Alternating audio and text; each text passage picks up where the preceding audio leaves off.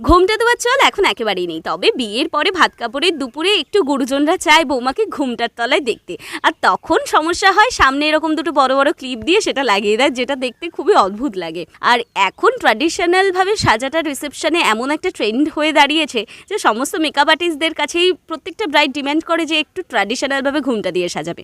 তখন যদি সেটা লাগাতে তোমাদের সমস্যা হয় তাহলে পাড়ের দিকে এরকম বড় বড় দুটো সেফটি পিন ভালো করে লাগিয়ে নেবে, তারপরে ইউপিন লাগিয়ে সেটাকে ভালো করে ববি পিন দিয়ে সেট করে নেবে। এটা তখনই করবে যদি ঘোমটা তোমরা পিছনের দিকে লাগাও, কারণ ওখানে চুলটা বেশি থাকে, সেই জন্য তোমাদের ইউপিন লাগবে। কিন্তু যদি সে ডিমান্ড করে ঘোমটাটা একটু সামনের দিকে, সেই ক্ষেত্রে কিন্তু তোমরা ইউপিনটা খুলে নেবে, ডাইরেক্ট সেফটি পিনেই ববি পিন দিয়ে ভালো করে সিকিউর করে নেবে।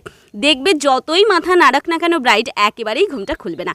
সামনের দিকে চুলটা একটু কম থাকে, সেই জন্য তোমাদের ইউপিন লাগানোর প্রয়োজন নেই, কিন্তু যদি তোমরা পাফ করে থাকো তাহলে কিন্তু অবশ্যই ইউপিন লাগাবে, নইলে পাফটা নষ্ট হয়ে যাবে। খুব তাড়াতাড়ি দেখা হবে নতুন ভিডিওর সাথে, ততক্ষণের জন্য টাটা।